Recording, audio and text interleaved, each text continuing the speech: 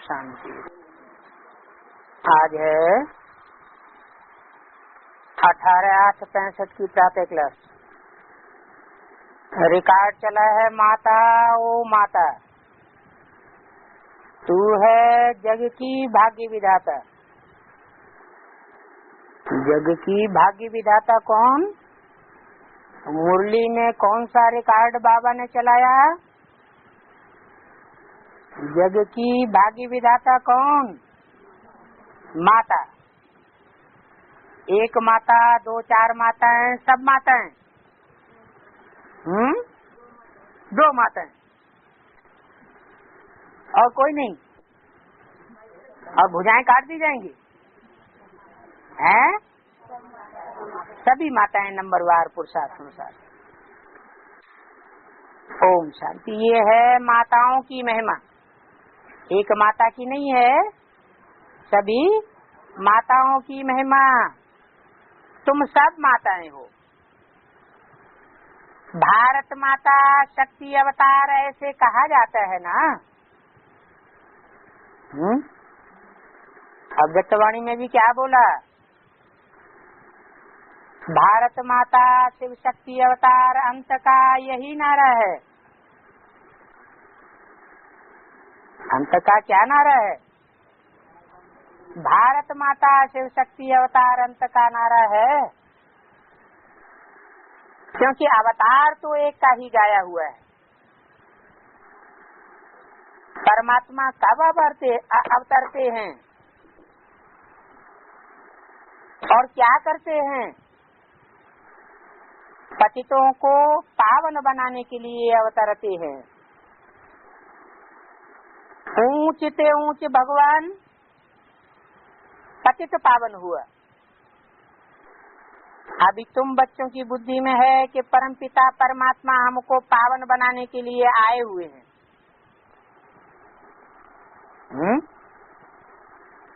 आए हुए हैं या आकर के 68, 69 में चले गए? आए हुए हैं। ऐसे तो नहीं आकर के सूक्ष्म वतन में या परमधाम में चले गए हो। आए हुए हैं। काहे के लिए आए हुए हैं? हमको पावन बनाने के लिए आए हुए हैं। नई दुनिया तो बनेगी तब, बाद में। और ब्रह्मा के तन में भी हैं। ऐसे नहीं कि ब्रह्मा का कार्य खत्म हो गया। क्या बोला? ब्रह्मा का तन जरूर चाहिए। मुरली में बता भी दिया।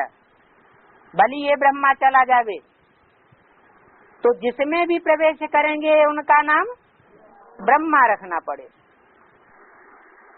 तो ब्रह्मा के तन में भी हैं। यह जो दिल वाला मंदिर है ये तो पूरा यादगार है। जो भी यादगार बनते हैं वो अपूर्ण अवस्था की बनते हैं या संपूर्ण अवस्था की यादगार बनते हैं? 68, 69 में संपूर्ण अवस्था कहेंगे या अधूरी अवस्था कहेंगे? अगर संपूर्ण अवस्था उसे कहें तो अभी कितने साल हो गए हैं? नहीं, 68, 69 को ब्रह्मा बाबा को शरीर छोड़े अब तक कितने साल हो गए हैं? 36 ईयर हो गए। और अभी तक भी दिलवाड़ा मंदिर के जो ट्रस्टी हैं उनकी कान पर जूं भी नहीं रेंगी है। अब बाबा बताते हैं ये जो दिलवाड़ा मंदिर है यह पूरा यादगार है। तुम बच्चों की संपूर्णता का यादगार है। और यादगार होते ही है संगम युग के। कौन से युग के? संगम युग किसे कहते हैं? जब सतयुग का आदि हो और कलयुग का अंत हो। कलयुग में भी सतो प्रधान शूटिंग का अंत हो या तमो प्रधान शूटिंग का अंत हो, है? कलयुग में भी जब 4 अवस्थाएं गुजर जाएं शूटिंग पीरियड की, तो 4 अवस्थाओं गुजरने के बाद जब कलयुगी शूटिंग का, घोर कलयुग का भी अंत हो, तब यादगार कायम हो। सतयुग त्रेता में तो ऐसी बात होती नहीं। कैसी बात? कि सतयुग त्रेता के संगम पर कोई यादगार कायम होती हो, न सतयुग त्रेता के संगम पर कोई यादगार कायम होती है, और न सतयुग त्रेता की शूटिंग के बीच में जो संगम पड़ता है उसमें कोई यादगार कायम होती है। रावण राज्य में मनुष्य दुखी होते हैं, रावण ही रजो तमो बनाते हैं। क्या कहा? रजो और तमो बनाते हैं, सतो प्रधान और सतो सामान्य नहीं बनाते। अब इस समय षष्ठी है तमो प्रधान। इस समय जिस समय वाणी चली उस समय भी तमो प्रधान, और अभी भी तमो प्रधान। तो कौन सी षष्ठी की बात तब थी और कौन सी षष्ठी की बात अब है? उस समय वाणी हद में चल रही थी या बेहद में चल रही थी? बेसिक नॉलेज के बतौर चल रही थी या एडवांस नॉलेज के बतौर चल रही थी? बेसिक नॉलेज के बतौर हद की वाणी चल रही थी। बेहद के अर्थ उस समय लागू नहीं होते थे। अभी इस समय षष्ठी तमो प्रधान है, तो कौन सी षष्ठी तमो प्रधान है? हैं? कलयुगी षष्ठी तो तब भी थी। 68, 69 तक जब ये वाणी चलाई गई तब का कलयुगी षष्ठी नहीं थी, थी। और कलयुगी षष्ठी अभी भी है। अंतर क्या है? उस समय बेसिक नॉलेज थी, अभी एडवांस नॉलेज का भी तामसी पीरियड चल रहा है। अभी इस समय षष्ठी तमो प्रधान है, तो कौन सी षष्ठी तमो प्रधान है? हद की षष्ठी तमो प्रधान है या बेहद की षष्ठी तमो प्रधान है? हैं? वो हद की बात तो खत्म हो गई हमारी। आप हुए, मर गई दुनिया। वो बाहर की दुनिया तो हमारे लिए खलास हो गई, और जिनके लिए अभी भी वो दुनिया काबिज है, वो वास्तव में पक्के ब्राह्मण अभी बने ही नहीं। जो पक्के ब्राह्मण बन चुके उनके लिए वो दुनिया, वो जन्म, वो पूर्व जन्म खलास हुआ। अब समय ये जो चल रहा है वो ब्राह्मणों की षष्ठी की बेहद की बात है। ब्राह्मणों की सारी षष्ठी ही तमो प्रधान है। जब ये षष्ठी सतो प्रधान थी तो तुम बच्चे वहां राज्य करते थे।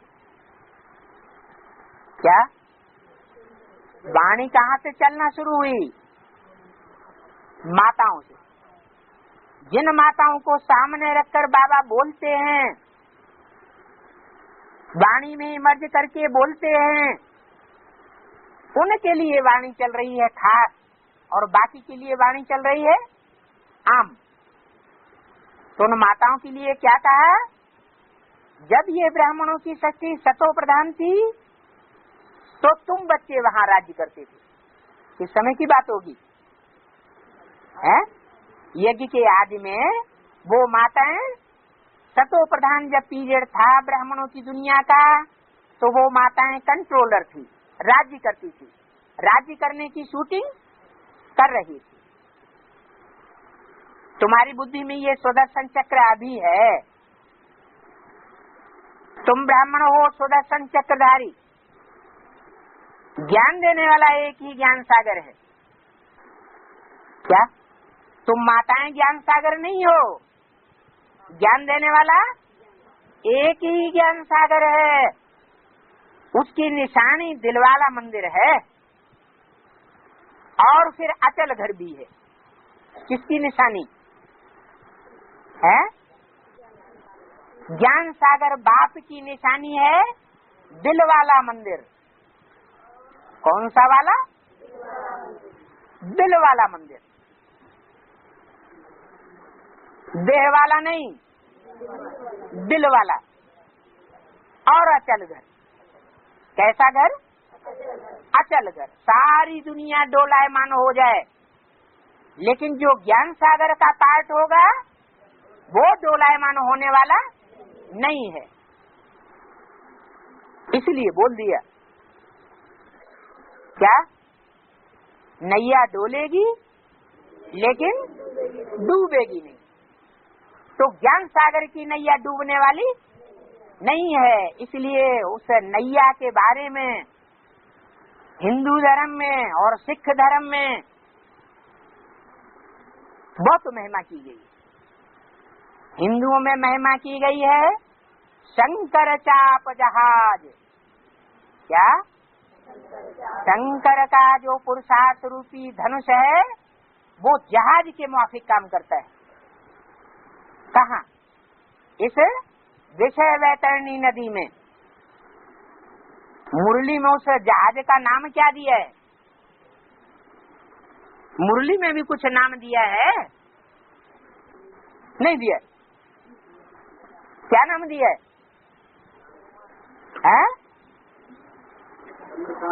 चंद्रकांत वेदांत जहाज। क्योंकि बाबा तो माताओं को आगे रखते हैं। उस जहाज का खिवैया कोई भी हो, लेकिन माताएं नाम किसका आगे रखते हैं? माताओं का। तो नाम रखा है चंद्रमा की कांति वाला, वेदों का अंत करने वाला जहाज। ये शरीर क्या है? ये शरीर नवैया है। जिस शरीर रूपी रथ का बहुत आत्माएं आधार लेती हो,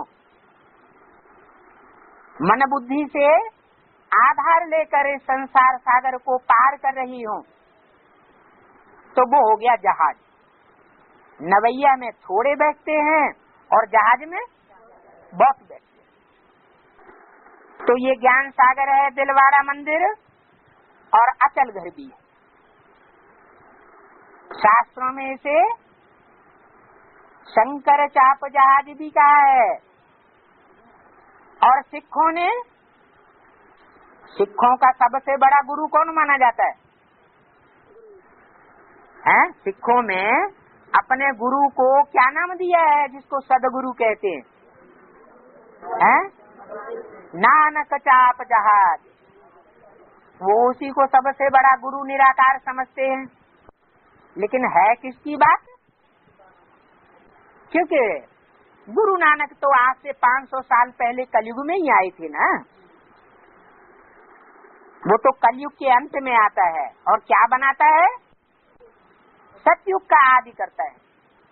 गुरु नानक तो 500 साल पहले आए और फिर भी दुनिया और ही ज्यादा नरक बन गई। माना मनुष्य गुरु कोई भी पार लगाने का काम नहीं कर सकते। तो ये दिलवाड़ा मंदिर भी यादगार है और अचल घर भी यादगार है। सब डूबेंगे,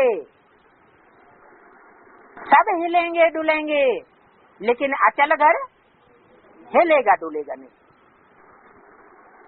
उस अचल घर में गुरु शिखर भी है। कैसा गुरु? शिखर। शिखा माने चोटी। सबसे ऊंची चोटी का गुरु जिसकी यादगार है, गुरु शिखर। जिसके लिए कहा जाता है ज्ञान अंजन सदगुरु दिया, अज्ञान अंधेर विनाश। ज्ञान का सागर हुआ ना। ये बिल्कुल एक्यूरेट यादगार है। तुम बैठे भी यहाँ हो चोटी पर चढ़ने के लिए। कौन सी चोटी पर चढ़ने के लिए बैठे हो? है? नहीं, गुरु शिखर बताया ना। ऐसा गुरु जो चोटी के माफिक जिसकी यादगार है। पहाड़ होता है ना, तो ऊंचे से ऊंची चोटियां होती हैं। जैसे दुनिया की सबसे बड़ी चोटी कहाँ है? हिमालय पहाड़। और उसमें सबसे ऊंची चोटी है कौन सी? एवरेस्ट। कैसा? माउंट एवरेस्ट, जो एवरेस्ट सभ्यता का स्थापन करने वाला है। कैसी सभ्यता? एवरेस्ट, एकदम पूर्वीय सभ्यता का स्थापना करने वाला है। तो ऐसी चोटी पर तुम चढ़ने के लिए यहाँ बैठे हो। परमपिता परमात्मा की रुद्रगा माला बनने के लिए बैठे हो। क्या? विजय माला का उतना गायन नहीं है। काय का गायन है? रुद्र माला का गायन है। तुमको यहाँ ज्ञान मिलता है। रुद्र की जो माला है, रुद्र ज्ञान यज्ञ कहा जाता है। क्या? विष्णु ज्ञान यज्ञ नहीं कहा जाता, रुद्र ज्ञान यज्ञ का गायन है। तुमको यहाँ ज्ञान मिलता है। फिर तुम जब अचल स्थिरियम बनते हो तो तुम जाकर के रुद्रमाला के मणके बनते हो। जब तुम सतो प्रधान बन जाते हो तब बाप के साथ निवास करते हो। ये जैसे डबल पियर घर है। प्रजापिता ब्रह्मा का भी है और शिव बाबा भी यहाँ आया हुआ है। क्या कहा?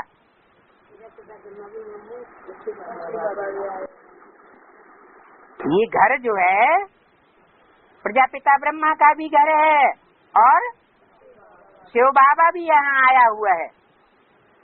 तुम बच्चों को ज्ञान से श्रृंगार करने के लिए, अभी ज्ञान रत्नों से पूरा श्रृंगार हो करके विष्णु जैसे देवता बने नहीं हो, नारायण जैसे देवता बने नहीं हो, या लक्ष्मी जैसे बने नहीं हो, लेकिन अभी तुमको बनना है। आया हुआ है श्रृंगार कराने के लिए। तो ये है बेहद का पियर घर। सजनी जब ससुर घर में जाती है तो ससुर घर में जाने के बाद श्रृंगार होता है या पियर घर में श्रृंगार होता है? हैं? पियर घर में श्रृंगार होता है। तो ये है डबल पियर घर। डबल पियर घर क्यों बताया है? एक तो ब्रह्मा बाप का घर और एक शिव बाबा का घर। शिव बाबा के पास जब तुम पहुंचते हो तो संकल्प विकल्प सारे खलास हो जाते हैं ना। तो शिव बाबा का घर माना शरीर रूपी घर भी कहा जाता है। उसके नजदीक जब पहुंचते हैं तो सारे संकल्प विकल्प समा जाते हैं। जैसे परम धाम में कोई संकल्प विकल्प नहीं होता। तो ये ब्रह्मा बाप का भी घर है, शिव बाबा का भी घर है और वो है ससुर घर। जो विष्णुपुरी है वो है ससुर घर। अभी पियर घर से तुम बेहद की कमाई कर रहे हो। जानते हो यह पियर घर ससुर घर तो हद के हुआ करते हैं, जो दुनिया में कहते हैं।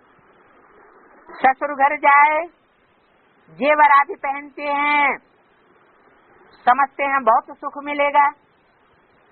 अब तुम तो समझ गए हो, हम तो बेहद के बाप के घर में बैठे हुए हैं। बेहद ससुर घर में जाने के लिए अविनाशी ज्ञान रत्नों की धारणा कर रहे हैं। हमारे कोई स्थूल जेवर नहीं है, हम तो अविनाशी ज्ञान रत्नों की धारणा करने वाले हैं। 21 जन्मों के लिए तुम्हारी झोली भर रहे हैं, परंतु अभी तीव्र वेगी इतने ज्यादा नहीं है। जो सतो प्रधान पुरुषार्थी होते हैं उनको कहा जाता है तीव्र वेगी। क्या कहा? तमो प्रधान पुरुषार्थी और सतो प्रधान पुरुषार्थी की पहचान क्या है? गीता में भी पहचान बताई है, संस्कृत की गीता जो मनुष्यों की लिखी हुई है। यस्मान्नोद्विजते लोको लोकान्नोद्विजते च यः, जिससे लोग उद्वेग को प्राप्त न हो, अशांति को प्राप्त न हो, और जो लोगों को किसी प्रकार की अशांति न पैदा करे, वो है सतो प्रधान पुरुषार्थी। जो तमो प्रधान होते हैं वो खुद भी दुखी होते रहते हैं और दूसरों को भी संपर्क में आने वालों को भी दुखी करते रहते हैं। तो सतो प्रधान को तीव्र विवेकी कहा जाता है। कोई फिर रजोगुणी होते हैं, कोई तमोगुणी होते हैं, 3 प्रकार के पुरुषार्थी होते हैं। अब समझ लो, हम किसी कोट में हैं, बनना तो है ऊंचे से ऊंचे पुरुषार्थी, सतो प्रधान बनना है? इसके लिए बाबा क्या बोलते हैं? बाबा ने इसके लिए भी स्लोगन दिया है। क्या स्लोगन दिया है? सबको पता है, लेकिन अभी बताना, न किसी को दुख देना है और न दुख लेना है। दुख देंगे तो दुखी होकर के मरेंगे, अंत मते सो गति हो जाएगी, तामसी दुनिया में जाकर के प्राप्ति होगी, कलयुग में प्राप्ति के अधिकारी बनेंगे, बाकी 3 युगों का सुख समाप्त हो जाएगा। तो बनना है ऊंचे से ऊंचे पुरुषार्थी। जो ऊंचे से ऊंचे पुरुषार्थी होंगे वो बहुत थोड़े होंगे। थोड़े होंगे या ज्यादा होंगे? बहुत थोड़े होंगे। बुद्धि में बाप की याद रखनी है, ऊंचे से ऊंचे है वो बाप। क्या कहा? वो बाप ऐसे करके दूर क्यों कर दिया? जिस समय ये वाणी चल रही थी ब्रह्मा के मुख से, उस समय दूर क्यों कर दिया? उस समय मौजूद नहीं था, बाप का पार्ट बजाने वाला साकार प्रैक्टिकल रूप नहीं था, इसलिए बोला ऊंचे से ऊंचे है वो बाप। ऊंचे से ऊंचे किस हिसाब से बताया है? अभी हिसाब बता दिया ना। ऊंचे से ऊंचे किस हिसाब से? किस बात में? तीव्र पुरुषार्थी के हिसाब में। जो बाप का प्रैक्टिकल साकार पार्ट है वो तीव्र पुरुषार्थी के हिसाब से सबसे ऊंचा पुरुषार्थ करने वाला है। अभी तुम बच्चे जानते हो, हम बेहद ससुर घर में बेहद सुख में जाते हैं, तो पुरुषार्थ भी बहुत करना पड़े बेहद का। हद के पुरुषार्थ से काम नहीं चलेगा।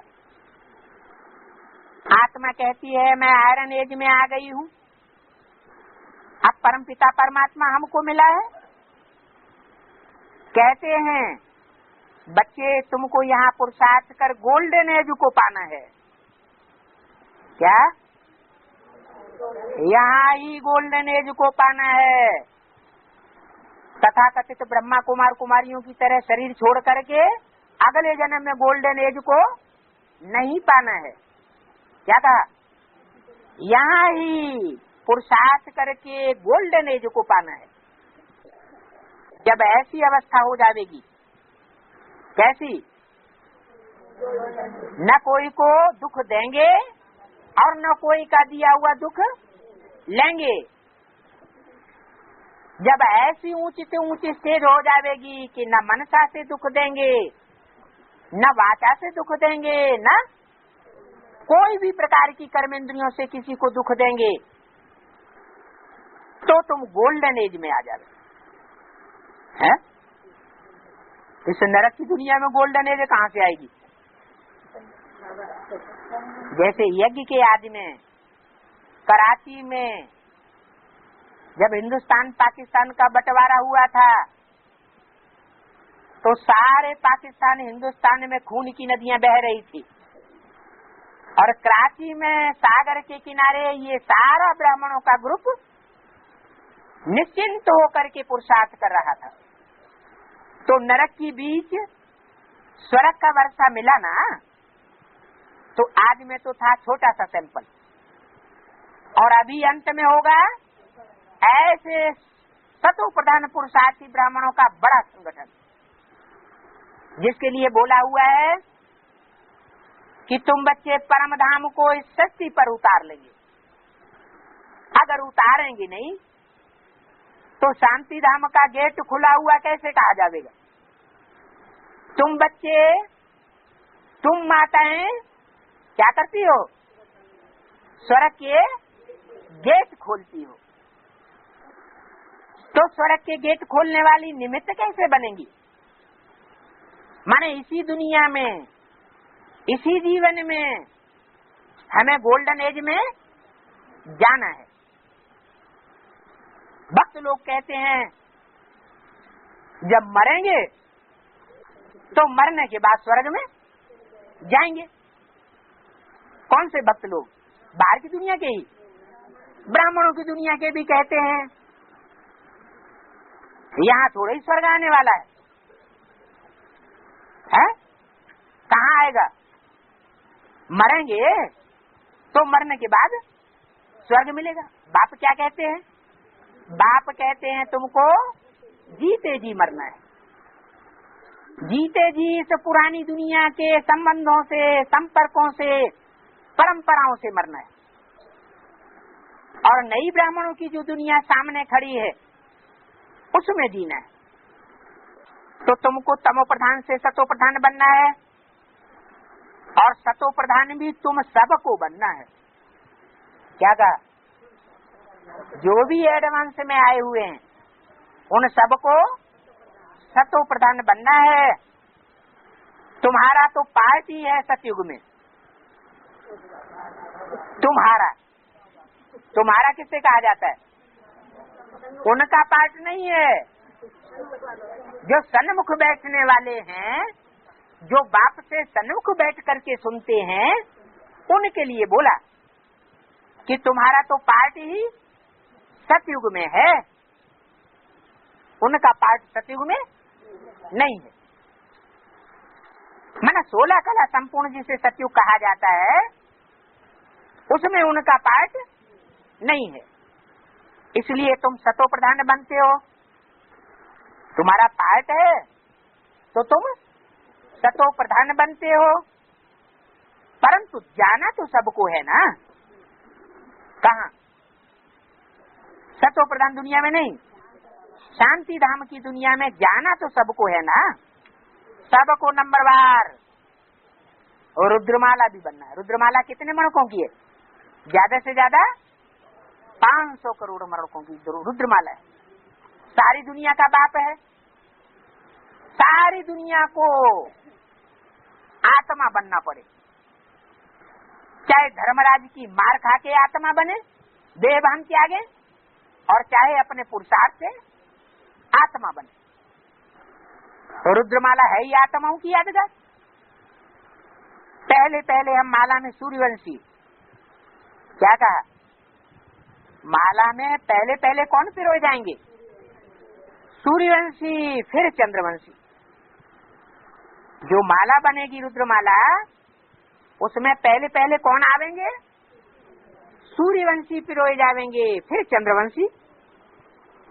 ये माला कितनी बड़ी है, और 8 रत्नों की भी माला है, 108 की भी माला है। तुम समझ गए हो रुद्रमाला कैसे बनी हुई है, और कैसे फिर नंबरवार आने वाले हैं। जब नाम ही है, क्या नाम है? रुद्रमाला। तो रुद्रमाला से जो जितने अटैच्ड होंगे, रुद्र के ज्यादा संसर्ग संपर्क में आने वाले होंगे, वही नंबरवार रुद्रमाला के मणके बनेंगे। चाहे 8 के बने, चाहे 108 के बने,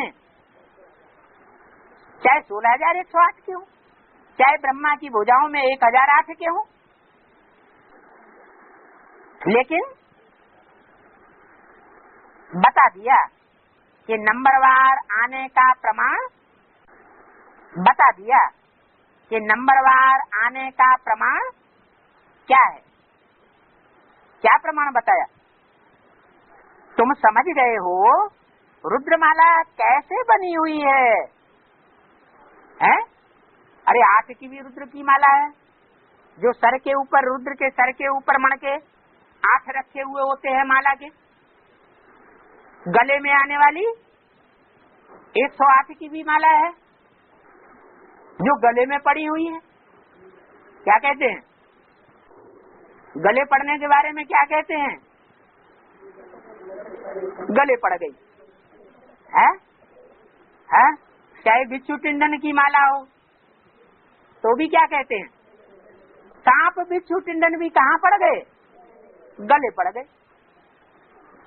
तो बोला तुम जानते हो कैसे फिर नंबरवार आने वाले हैं? तो क्या जाना है? नंबरवार कैसे आने वाले हैं? जो जितने जास्ती रुद्र के संसर्ग संपर्क में आने वाले होंगे, जितने क्लोज कनेक्शन रखने वाले होंगे, आज से अंत तक जितना जास्ती निभाने वाले होंगे, उतना नजदीक माला में आवेंगे। ये बात तुम जानते हो। तुम माने कौन? जो उस बाप के सूर्यवंशी चंद्रवंशी बच्चे हैं, वो इस बात को जानते हैं। तुम्हारी यादगार का एक्यूरेट मंदिर बना हुआ है। कौन सा एक्यूरेट मंदिर बताया? दिलवाड़ा मंदिर। नीचे तपस्या में बैठे हुए हैं। जब तक नीची स्टेज होती है तब तक कहाँ बैठे हुए हैं? तपस्या में बैठे। माना जब तक समझो नीची ऊंची स्टेज हो रही है, माया हमको नीचे ऊपर करती है, तब तक हमारा वनवास तपस्या का जीवन चल रहा है। ऊपर में राजाई और जगदम्बा का भी मुख्य नाम है। जो दिलवाड़ा मंदिर है उसमें छत में जो देवताएं दिखाए गए हैं, वहाँ देवताएं और देवताओं के साथ साथ जगदम्बा का भी चित्र दिया हुआ है ऊंची स्टेज में। पाठ तो तुम माताओं का है ना।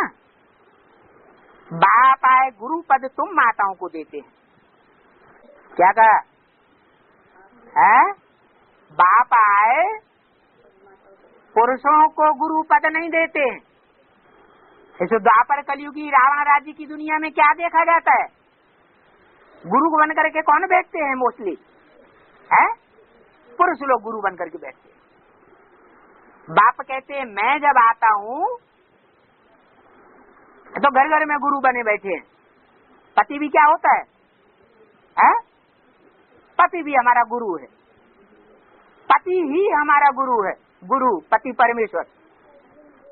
बाप कहते हैं ये परंपरा अभी मैं खलास कर देता हूँ। तुम माताओं को गुरु पद से सुशोभित करता हूँ। तुम माताओं को गुरु पद देता हूँ। किस बात में है? किस बात में गुरु पद देते हैं? खास बात कौन सी है जिसमें माताओं को गुरु पद मिल जाता है? बाप की पहचान भी बुद्धि में किस आधार पर बैठती है? ज्ञान तो पुरुषों में ज्यादा। देखो अभी प्रश्न पूछा गया कि जहाज का नाम क्या है, तो नाम किसने बताया? इतनी बैठी हुई है और नाम किसने बताया? भाई ने बताया। तो पुरुष ज्ञान में तो बहुत ऊंचे हो सकते हैं। हाँ, रावण भी ज्ञान में तो बहुत ऊंचा था, लेकिन किस बात में हार जाता था? ये हार गया है विकार के मामले में। पराई स्त्री को चुरा करके ले आया, लाल टपक पड़ी। बाप कहते हैं तुम भारत की माताओं में ऐसी बात नहीं है। तुम्हारे अंदर जो प्योरिटी है अपने जीवन में एक को अपनाने की, वो किसी पुरुष मात्र में ये प्योरिटी नहीं हो सकती।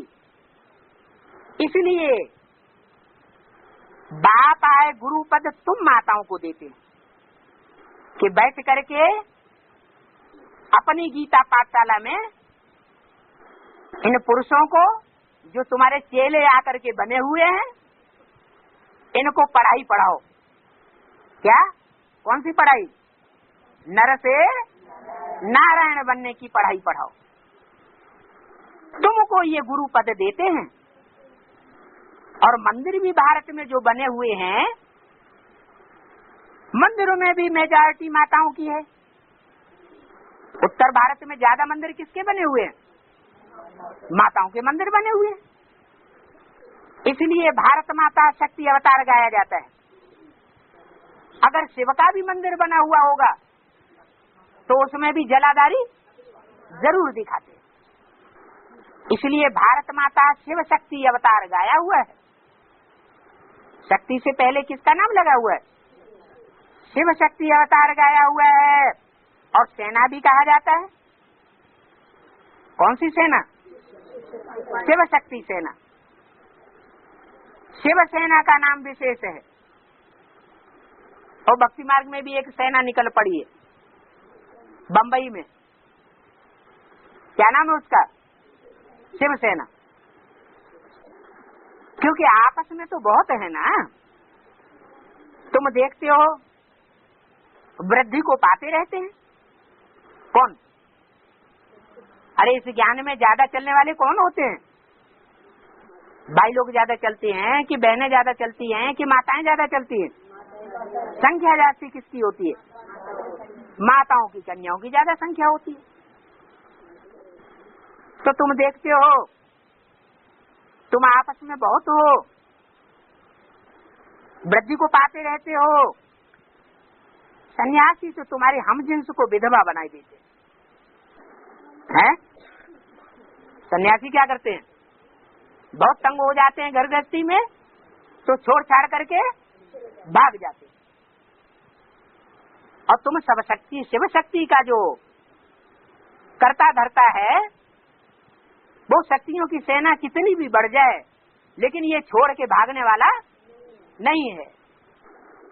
वो जाते हैं घर बार छोड़ते पवित्र बनने के लिए। क्या? वो पवित्र बनने के लिए क्या करते हैं? घर बार बीवी बाल बच्चे छोड़ के भाग जाते हैं। और बाप सिखाते हैं तुमको पवित्र बनने के लिए घर बार बीवी बच्चे छोड़ने की दरकार नहीं है। ये तो कायरता है। कैसे? हाँ नहीं, रचना तो रची है। 56 प्रकार के भोग सामने हो और फिर उनका त्याग करे तो त्याग है। और जंगल में चले गए है ही कुछ भी नहीं, फिर वो मजबूरी है या त्याग है? कोई जंगल में कैदी हो, वो जेल में कैदी हो और कहे कि हमने 20 साल पवित्रता का पालन किया, तो ये मजबूरी हुई ना। तो बताया ये सन्यासी तो तुम्हारी हमजिन्स को विधवा बनाए देती है। उन्होंने घर बार छोड़ा है पवित्र बनने के लिए। क्योंकि रावण राज्य जब शुरू होता है तो पवित्रता की जरूरत रहती है। राम राज्य में तो ऑटोमेटिक पवित्रता होती ही है। उस समय हाहाकार हो जाता है। क्या कहा? रावण राज्य में हाहाकार हो जाता है। अर्थक्वेक आदि होते हैं। जब बहुत अति का व्यभिचार बढ़ता है तब धरणी हिल जाती है। हद की धरणी तो हद की है। बेहद की धरणी बाबा किसे बताते हैं? जो कन्याएं माता हैं वही बेहद की धरणी है। जैसे धरणी बहुत अत्याचार सहन करती है तो उन गुरुओं ने समझ लिया कि कोई जड़ जमीन है, ये पृथ्वी, वो अत्याचार सहन करती है। सहन करना चैतन्य आत्मा का होता है, यह जड़ जमीन सहन करती है। कोई चैतन्य कन्याएं माताएं हैं जिनकी यादगार है धरणी के रूप में, जिन्होंने धारणा की है गुण रत्नों की, शक्तियों की। तो धरणी हिलती है तो अर्थक्वेक होता है, भूकंप आ जाता है। धरणी हिलती है तो भूकंप आने से बड़े बड़े महल मारियां अटारियां गिर जाते। ये इशारा दिया कि ब्राह्मणों की दुनिया में भी जब आती हो जाती है कन्याओं माताओं रूपी धरणी के साथ, तो धरणी की बुद्धि अति का दुख पड़ने से क्या होता है, हिल जाती है। और जब उनका हिलना होता है, डगमगाना होता है, तो जो बड़े बड़े संगठन रूपी किले हैं वो सब गिर जाते। तो अतुकेक आदि होते हैं, नहीं तो ये बैकुंठ कहाँ गया। कहते हैं सोनी द्वारिका समुद्र के नीचे चली गई, है कहाँ की यादगार, जरूर अतुकेक हुआ होगा। तो जो सोने की बनी हुई द्वारिका थी वो भी समंदर में चली गई। इतने सब महल ये शशि चक्र कैसे फिरता है, ये समझने की बात है। जब द्वापर का अंत होता है तो भी अतुकेक होता है, और जब कलयुग का अंत होता है तो भी अतुकेक होता है। आयरन एज से फिर गोल्डन एज में जाना है। स्वर्ग है तुम्हारा बेहद का ससुर घर, जिसके लिए तुम पुरुषार्थ करते हो। पूरा ज्ञान हो, पूरा पुरुषार्थ करे, तब खुशी का पारा चढ़े। पुरुषार्थ भी पूरा कब करेगा, जब बुद्धि में पूरा ज्ञान हो। अतीन्द्रिय सुख अंत समय का गाया हुआ है। अंत समय माना कौन सा अंत समय है? अंत समय जब बाप की प्रत्यक्षता होती है, तो बाप के प्रत्यक्ष होने से सबकी बुद्धि में निश्चय बैठने लगता है। जब निश्चय बैठता है, सबसे पहले निश्चय किसको बैठता है? सबसे पहले निश्चय किसको बैठता है? माताओं को। नाम क्या दिया? ब्रह्मा, बड़ी माँ। क्या नाम दिया? इसलिए मुरली में बोला वास्तव में तुम्हारी बड़ी माँ ये जगदम्बा है, ये ब्रह्मा ही तुम्हारी जगदम्बा है। तो ब्रह्मा से विष्णु बनता है। कितने साल हो गए पुरुषार्थ करते करते? हैं 67-68 साल हुए ना, और अभी भी ब्रह्मा से विष्णु नहीं बना। इसका मतलब अभी भी ब्रह्मा की सोल भटक रही है। कभी सूक्ष्म चोला पकड़ती है, कभी स्थूल चोले में प्रवेश करती है, कभी चंद्रमा के रूप में प्रवेश करती है अर्धचंद्र के रूप में, और कभी गुलजार दादी में प्रवेश करती है। तो अभी भी वो सेकंड नहीं आया। कौन सा? ब्रह्मा सो विष्णु बनने का। पिछाड़ी में तुमको पता पड़ जाएगा। क्या पता पड़ जाएगा? किस किसने कितना पुरुषार्थ किया है, तुमको पता चल जाएगा। आपस में भी पता चल जाएगा, सबको पता चल जाएगा कौन क्या क्या पद पावेंगे।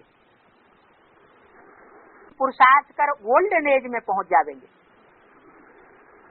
जो गोल्डन एज में नहीं पहुंचते हैं उनको फिर नंबरवार सजाएं खानी पड़ती है। सजाएं कितने नहीं खाते हैं? 8 सजाएं नहीं खाते हैं। तो जो 8 का परिवार तैयार होगा उनको सजा नहीं खानी पड़ेगी। गोल्डन एज में पहुंचेंगे, बाकी सबको सजा खानी पड़ेगी। तो जो ना पहुंचते हैं फिर सजा खानी पड़ती है। अभी तो कयामत का समय आ गया। नाम क्या रखा? कयामत। कौन सी मत? क्या मत है? अरे मत क्या है? कयामत माना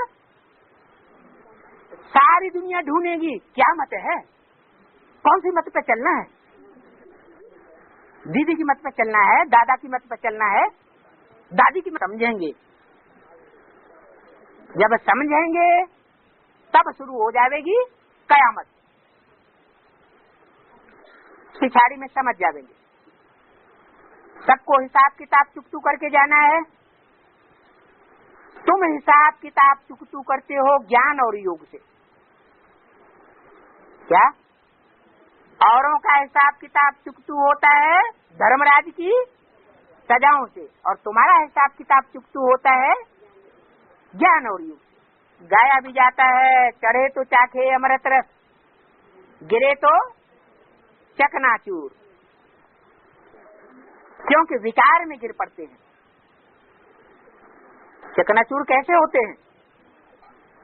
हैं? जो ज्ञान में चलते चलते विकार में गिर पड़ते हैं, उनका पुरुषार्थ चकनाचूर हो जाता है। जैसे 5वीं मार्च से कोई गिरता है तो हड्ड गुड्ड टूट जाता है। देह अभिमान में आने के बाद ही विकार में गिरते हैं। फिर जो गिरते हैं वो उतनी तेजी से चढ़ न सके, चढ़ते हैं फिर गिर पड़ते हैं। तो चढ़ने और उतरने का ये टाइम तो बेकार हो जाता है ना। ऐसा किसी के लिए हो नहीं सकता जो सीधा चला जावे, पौड़ी चढ़ता ही चढ़ता चला जावे और कोई पौड़ी नीचे न गिरे। थोड़ी भी अच्छी अवस्था होती है फिर तूफान आ जाता है। महसूसता आती है कोई ग्रहाचारी है। क्या कहा? किसकी आचारी है? कोई ग्रहण है, चाहे शुक्र ग्रहण है चाहे शनिचर ग्रहण है, उसके आचरण को हमने फॉलो किया है पूर्व जन्म में, उसकी बातों को माना है और बाप की बातों को छोड़ा है। तो ये बात की महसूसता आती है। ब्राह्मणत्व के जीवन में, पुरुषार्थी जीवन में, शूटिंग पीरियड में कि जरूर कोई न कोई ग्रहाचारी है। एक श्रीमत को छोड़ करके जरूर हमने कोई न कोई दूसरे की श्रीमत, दूसरे की मत धारण कर ली है। दूसरे का आचरण हमने फॉलो किया है, दूसरों की बातों में आ गए। मनसा तो तूफान आदि बहुत आते हैं, तो ऊंच चढ़ने में टाइम लग जाता है। बाबा रोज समझाते रहते हैं, बच्चे तुम पढ़ाई रोज पढ़ो। ये ग्रहाचारी के चक्कर में आने का कारण क्या है? नवग्रह होते हैं ना, तो 9 ग्रहों में एक ग्रह तो सबसे ऊंचा है, बृहस्पति गुरु। क्या क्या नाम रखा? बृहस्पति। उससे बड़ा कोई पति होता ही नहीं। वृक्षपति भी कहते हैं। सारा ही जो मनुष्य शस्त्र रूपी वृक्ष है, सारे मनुष्य शस्त्र रूपी वृक्ष का रक्षक है, पति है। तो बताते हैं रोज पढ़ाई पढ़ो। ग्रहाचारी चढ़ने का क्या कारण बताया? पूरी पढ़ाई जो नहीं पढ़ते हैं तो उन पर ग्रहाचारी आती ही रहती है। पॉइंट्स दिन प्रतिदिन बहुत मिलती रहती है। बाप और बच्चे को याद करो। अभी ये टाइम पूरा होता है। कौन सा टाइम है? बाप और वर्षे का याद करने का जो टाइम है वो पूरा होता है। हमको फिर से वर्षा लेना है। क्या? यज्ञ के आदि में भी गोल्डन एज की स्थापना हुई थी, वर्षा लेने की शूटिंग की थी, और अभी हमें फिर से वर्षा लेना है। फिर से माना दोबारा। फिर से का मतलब ये नहीं हर कल्प दोबारा। सतयुग में राजा रानी प्रजा सब होंगे। जैसा जैसा कर्म जो पुरुषार्थ करेंगे वैसा फल मिलेगा। लक्ष्मी नारायण से ही राज्य शुरू होगा। वो होता है विक्रमादित्य संवत। कैसा संवत? विकर्मों को, विपरीत कर्मों को जीतने वाला संवत। विकर्मों पर जीत पहनकर तुम अपना राज्य भाग लेते हो। क्या कहा? स्वर्ग में जो अपना अपना राज्य भाग लेंगे किस आधार पर लेंगे? जो विपरीत कर्म है, श्रीमती के वरखिलाफ जो कर्म है, उन पर जीत पाने से हम स्वर्ग का वर्षा ले लेते हैं। पुरुषार्थ संसार नंबर बार पद पावेंगे। हर एक अपने पुरुषार्थ के रिजल्ट को देखते चलो। हम कितना कितना पुरुषार्थ करते हैं। तमो प्रधान से सतो प्रधान में जाना है। आत्मा कहती है मुझे पुरुषार्थ करके सूर्यवंशी राजा ही पानी। क्या कहा? जो भी पुरुषार्थी है उन सबकी आत्मा क्या कहती है? पुरुषार्थ करने का फायदा तो तब है जब हमें सूर्यवंशी पद मिले। सूर्यवंशी राजा ही पानी है।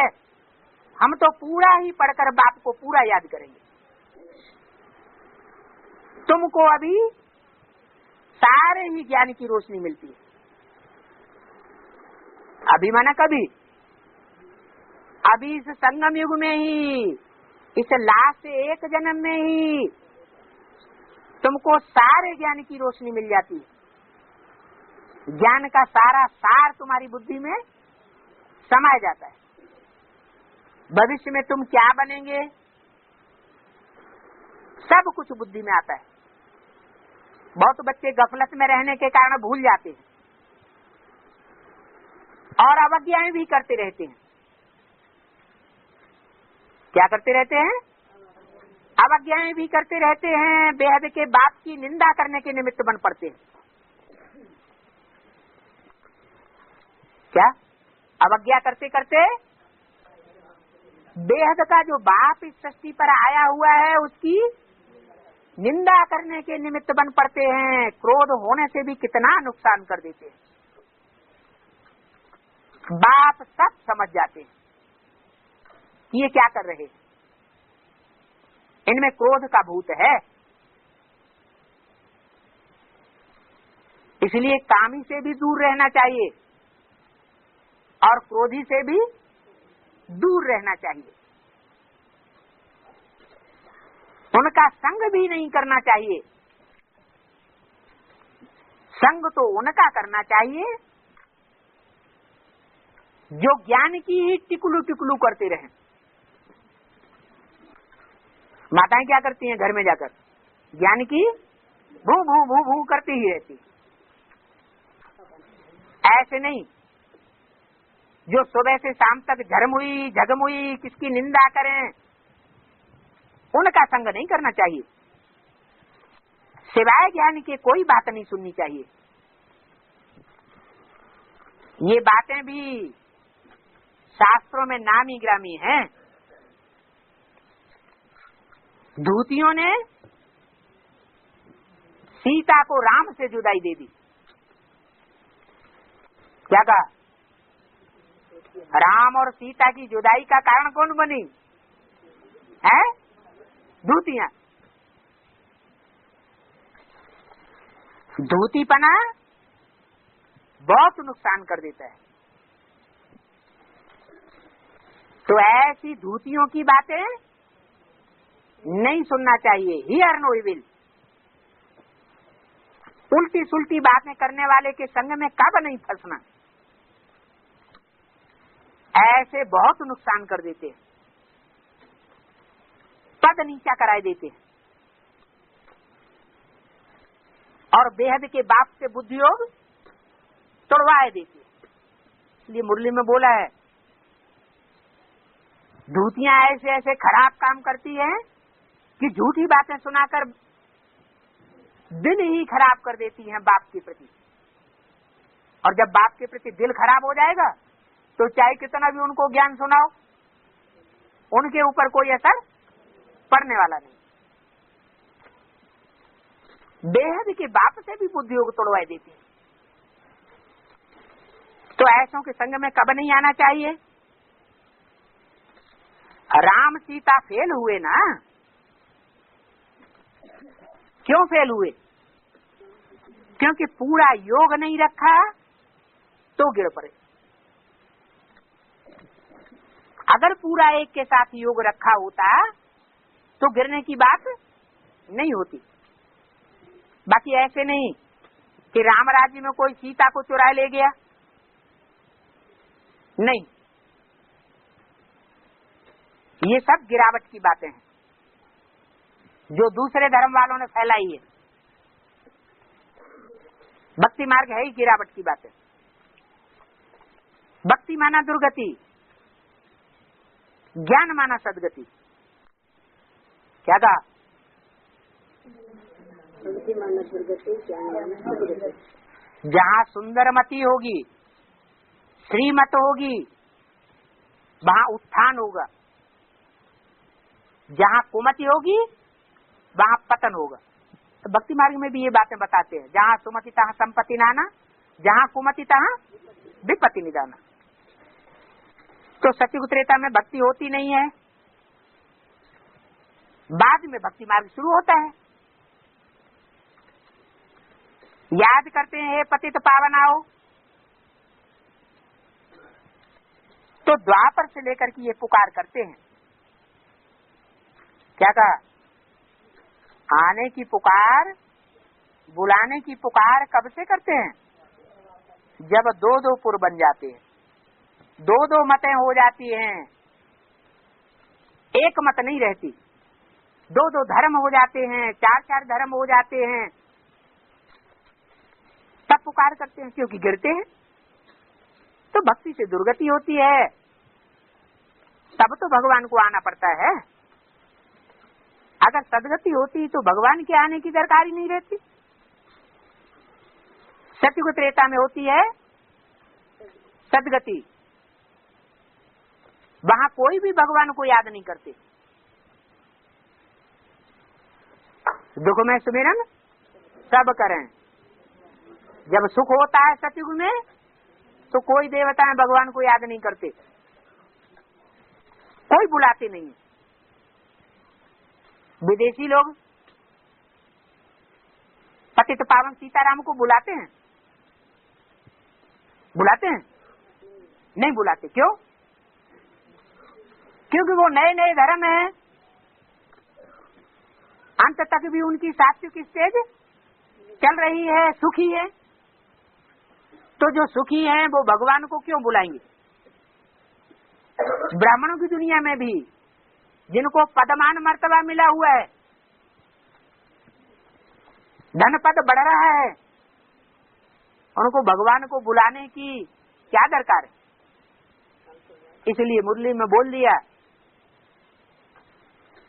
जो पतित पावन सीताराम कह के बुलाते नहीं वो पतित से पावन बनते भी,